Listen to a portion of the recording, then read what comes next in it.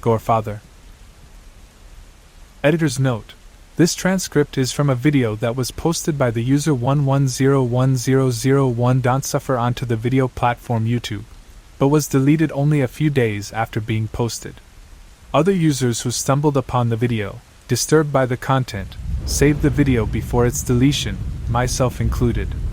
I think it's unethical to re-upload someone's mental degradation, even if its re-uploads didn't consistently get taken down anyways. But for the sake of interest I have transcribed it. I have taken the liberty to edit out any pauses and word fillers to make for a better read. The speaker also exhibits some odd behaviors that I have interjected as they happen. One thing of note is that the video itself had a heavy visual filter, masking the speaker's appearance, but the audio was high quality and left completely clear.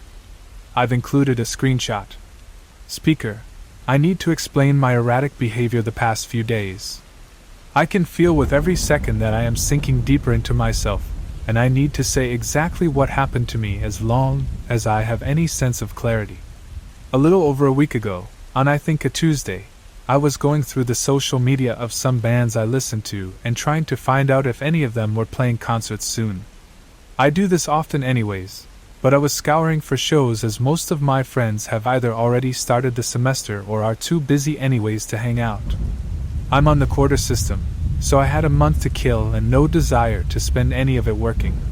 The timing turned out to be pretty bad as most of the bands I like had come and gone, and I guess this year nobody else wanted to spend the hotter end of the season touring. After half an hour or so I've given up on social media and I'm onto the websites of my local venues, trying to see if any of the bills for the weekend catch my eye. The third venue I check ends up having a poster for Friday that looks interesting enough to make me do some quick research on who was playing. The openers are familiar to me, local kids who I've seen once or twice and enjoyed enough to see them one last time before their inevitable disbandment. They weren't what made me stop. The headliner was someone I felt some sort of strange familiarity to, yet couldn't say if I had actually ever heard of them. They are called GoreFather. Editor: anytime the speaker mentions the name of the band, he stops talking and instead inaudibly whispers something to himself, continuously, for sometimes over a minute. He then continues to speak, seemingly not noticing his pause. Speaker: though the name itself is interesting, what caught my eye was the fact that this show was sold out.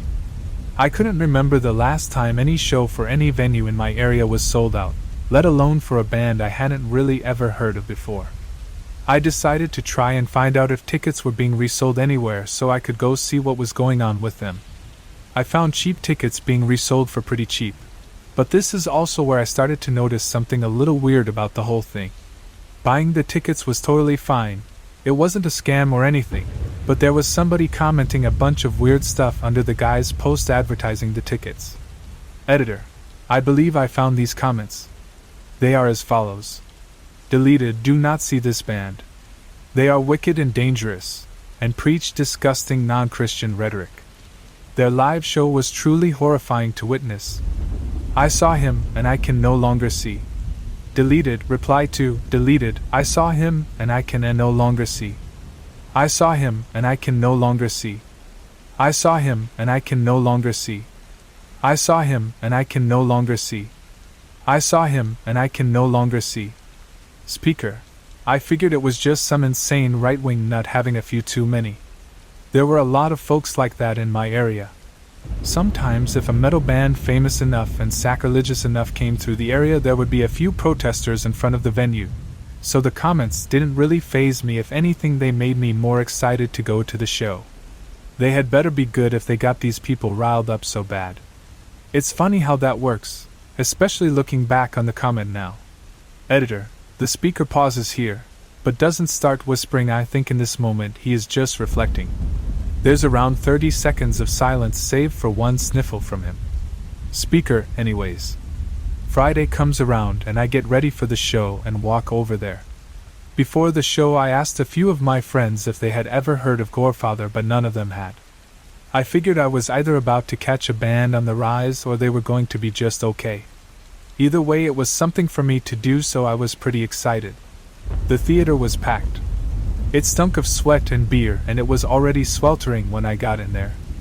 My fake worked, so I was able to get a few drinks to try and cool me down and loosen me up. I was feeling really jittery for some reason. The openers did fine. There was some pretty bad feedback the first few songs, but other than that it was okay. Nobody really seemed to pay attention to them.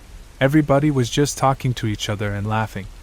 When the second band was done, though, I felt a sort of wave wash over everybody. Throngs of people started pushing their way to the front, and I was quickly wedged between two really tall, sweaty dudes, so I couldn't really go anywhere. It felt like everybody was holding their breath, their eyes fixed to the stage. After about 15 minutes of this weird energy, the house music and lights went down.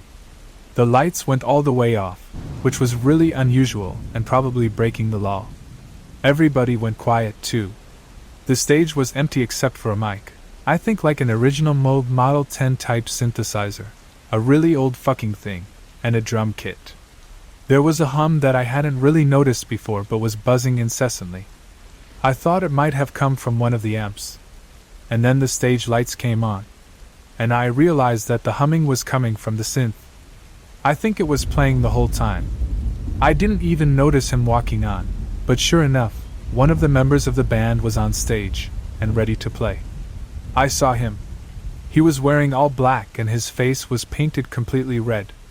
Not in a Blue Man Group type of way, this red was ugly, and splotchy, and matted his hair.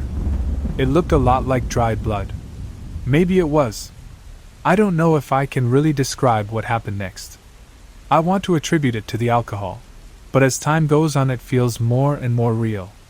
The guy in front of the mic and synth starts increasing the volume, the grit of it, until it's so loud and deep and so sickening I start to try and back up to leave, but I'm stuck. I realize that there is a drummer now, but I can't see him. He builds tension, for I don't know how long, until he finally lets it go with a huge kick. With it I think he let go of something else. I don't know how else to say it. There's a crash that doesn't sound like a cymbal but like the ceiling is breaking open. The floor shifts. The crowd moves and seethes like the violent waters of the ocean, and I don't know where I am or what's going on. All I know is sound and light and movement and bile and stench. People are scrambling and pushing their way towards the front, and it takes me a moment to realize that I feel like I'm slipping and falling backwards. I blindly claw my way forward, grabbing onto anyone I can touch, before I'm pulled back by someone wailing in my ear and I fall. I don't remember anything past that. I don't even know if I saw the band play or if I imagined it. I saw him. I remember stumbling home and vomiting in the bushes outside my apartment. I was clutching my stomach. I thought it was because of the nausea, but I realized pretty quickly I was in pain. There was blood soaking through my shirt. I fell asleep that night without taking off my clothes or cleaning up or anything. I was the most exhausted I've ever been in my life.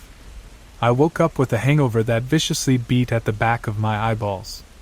The blood on my stomach had dried, and when I looked in the mirror before I took a shower there was blood on my cheek, too. I don't know if it was mine. The wound on my stomach wasn't too bad. What worried me is that I didn't remember how I got it. I have tried to do more research into GoreFather. I saw him. There has been no mention of them online, anywhere, that I could find. I don't know how so many people found out about them, but it must have been the same way I did. I am making this video because I no longer know what is real and I don't know what else to do. The past few days have blurred into each other, and I am becoming increasingly afraid. I have no idea what happened, but something is really wrong with me. I can't stop scratching at myself. The skin on my legs is raw now and I still can't stop, even though it started to really hurt. I haven't had any appetite. My headache never went away either. I had to find a way to deal with it. I don't know what will happen next. I don't think I have the heart to see it through. Editor, long pause. Speaker, there is one thing I remember from the show, before I saw him. I remember hearing a few words. They were screamed, in a really grotesque way. It was the phrase, "Payment is due." Editor, there is a crash off camera and the speaker violently whips his head to see it. We can see the speaker's side profile, and we can see that his eyes, previously masked by the heavy filter, are gone. They seem to have been gouged out with a dull object. The speaker scrambles to the camera and shuts it off. There has been no mention of the band GoreFather before or since this recording. The user who uploaded it is still unknown and hasn't been heard of since before its original deletion. The few comments on the video were always met with a reply of, "I saw him and I can no longer see."